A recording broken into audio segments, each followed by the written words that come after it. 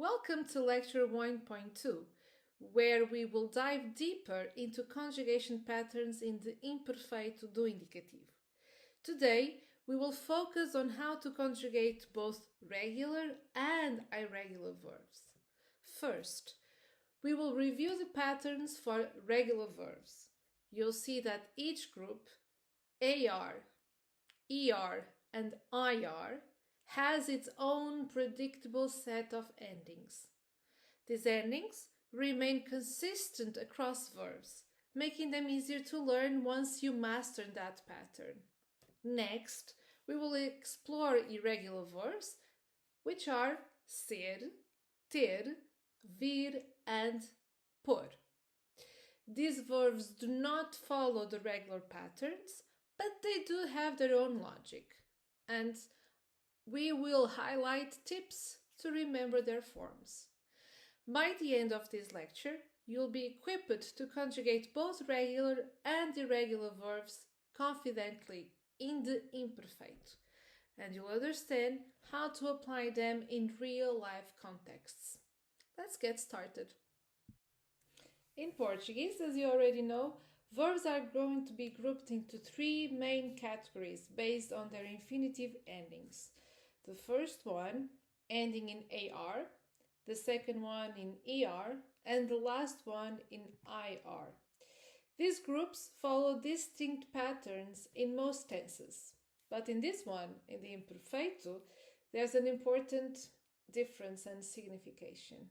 You will see that the ER and IR groups, which is the second and the third one, will share the same endings.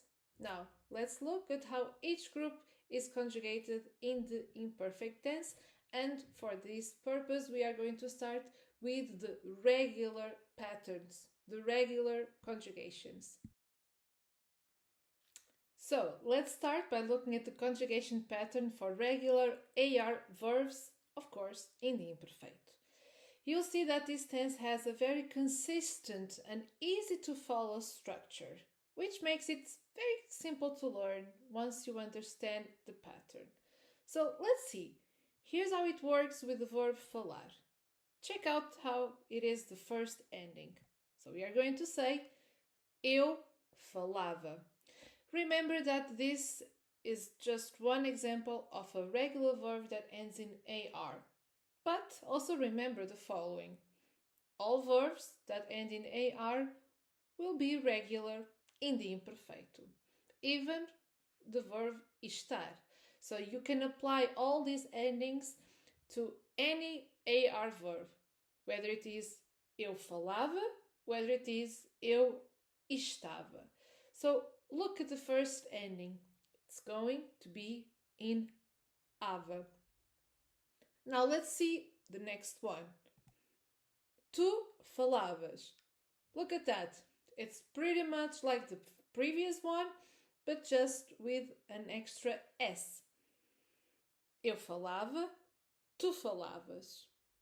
Now, for você, ele, ela, falava. Again, the same word, just as much as the first one. Careful about this. If in the present simple, most of the times we can avoid the usage of the pronoun, given that in the present simple every person has a clear different ending. Now, as you may see, it's not the case with the imperfeito.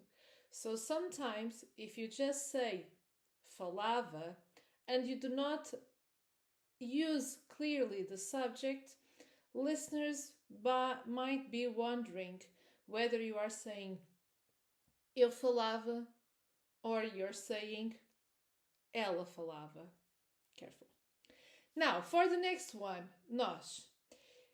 The nós will have a different type of conjugation, or even better, a different type of tone, intonation, given that the ending is that big one. Notice that there is an accent mark on the very first A on the ending, and it's always going to sound havamos. Within this word, it is Nós falávamos. And finally, as it is typical, you are going to have a word that ends with an M. So it's avam. Vocês, eles, elas falavam. So that's it. Apply all these endings to any verb that ends in AR in the imperfeito, and you can now conjugate many verbs in Portuguese. Now that we have learned how to conjugate AR verbs in the imperfeito, let's see how they are used in context. Let's start by a first example. Eu falava com os meus amigos todos os dias. We can see here that the imperfeito is being used to describe an habitual action in the past, something that happened regularly. Now, in this second sentence, ele trabalhava numa fábrica. Ele trabalhava numa fábrica. Again, the imperfeito is used to indicate an action that was happening over a period of time in the past. He worked there continuously, but we don't know when or if it ended. Lastly, nós estudávamos muito para os exames. Nós estudávamos muito para os exames. This sentence shows another habitual action in the past, something that was repeated regularly. When you read all these sentences, you cannot actually tell when the action started or when the action was finished. But we will see more how the imperfect will work under these contexts. Now, let's see the conjugation for the other two groups, ER and IR verbs. For this, I'm providing the examples with the verb comer, to eat, and ir, to go. One thing that we'll see that is quite curious is that in the imperfeito, you see that ER and IR verbs share exactly the same endings, which simplify things a lot. Let's start with comer, to eat, as an example of a regular verb. Look at the very first ending. So, we have eu comia. This can obviously mean I used to eat, but we lack the context. So, just for the purpose of this, we are just going to focus on the conjugation. But again, you see that the first ending is ia. Eu comia. For tu, similar logic. It's pretty much the same ending, but just adding an S. And you have tu comias. Tu comias. Now, the next one. Ele comia. Yeah, again, it's the same logic. We have exactly the same ending for the person eu and for the third person.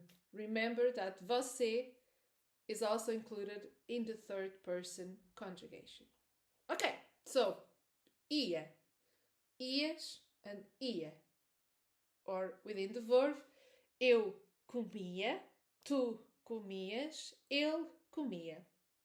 Now, you will see that for nós, there will be a very big similarity with the previous conjugation, given that the first vowel of this ending will also be emphasized more.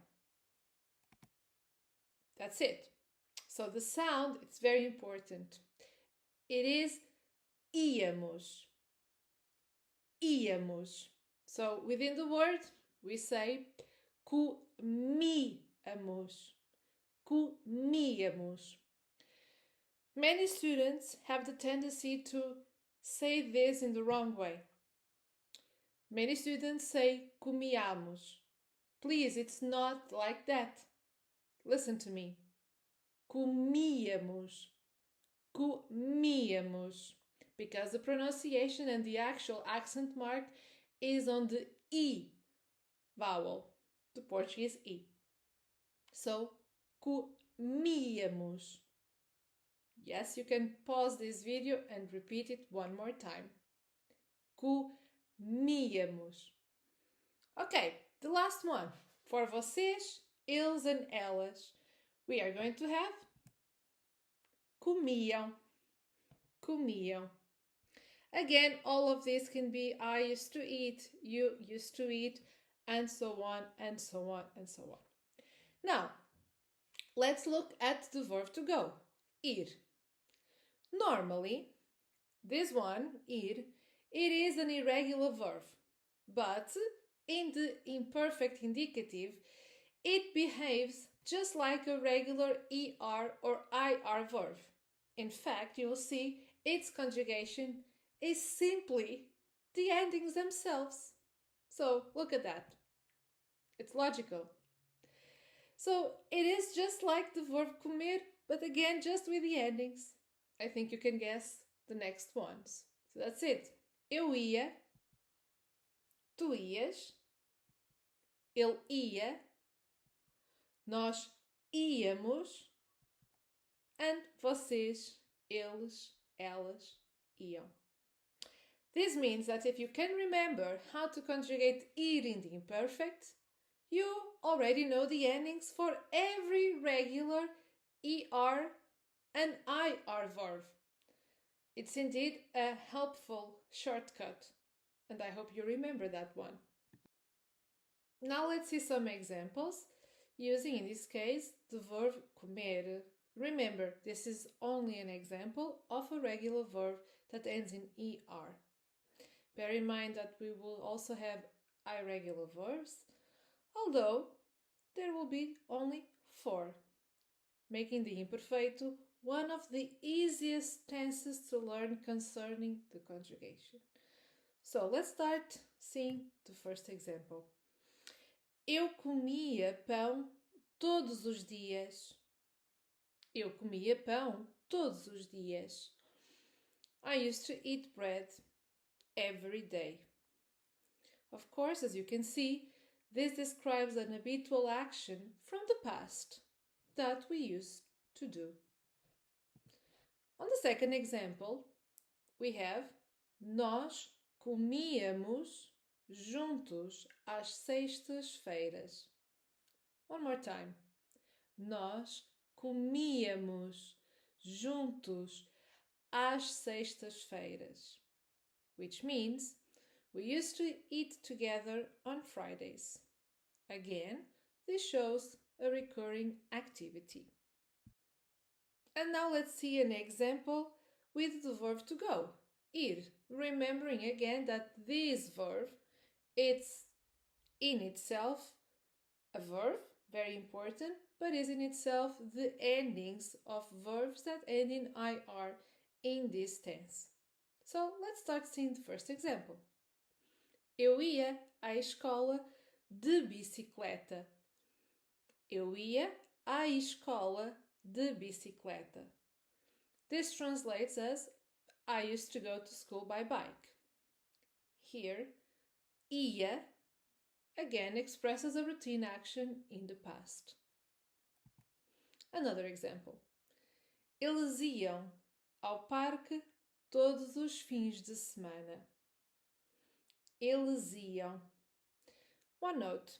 You might be noticing that it feels as if I am connecting eles with a Z sound with the next word. Well, I am. Because in oral speech, anytime a word finishes with an S, which is the case in eles, and the next one starts with a vowel, indeed we make an oral connection doing a Z sound.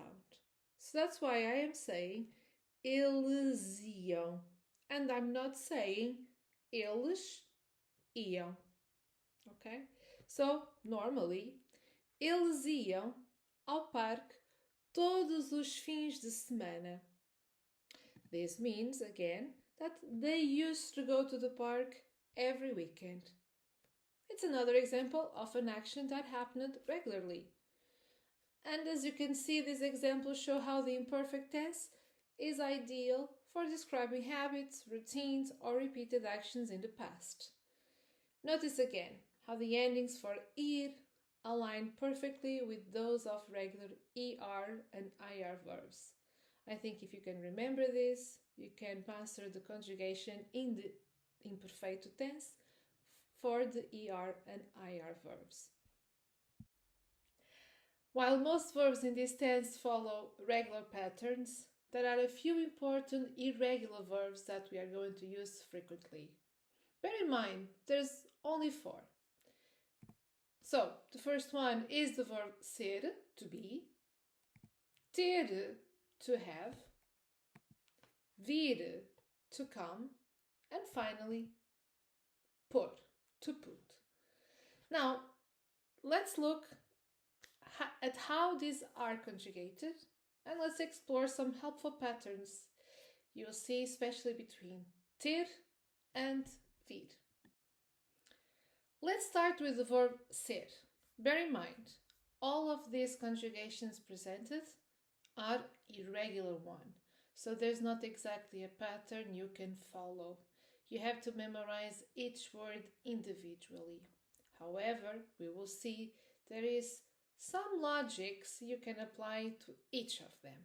So let's first start with ser. Eu era. Eu era. Tu eras. Tu eras. Você, ele, ela, era. Now, let's stop here. Look at one particular thing.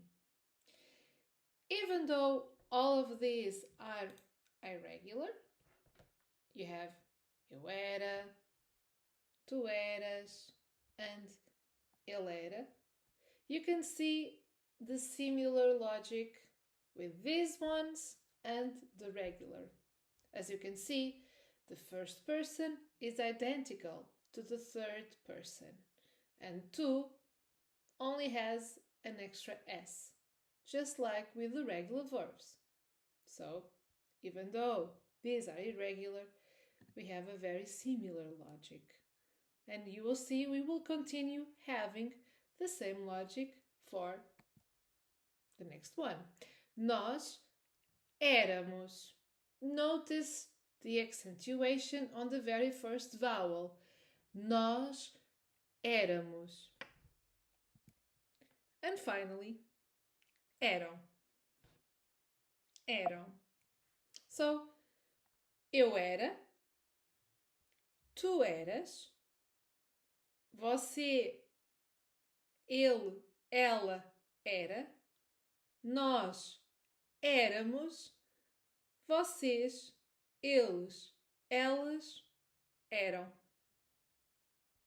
You can pause this video and say this again.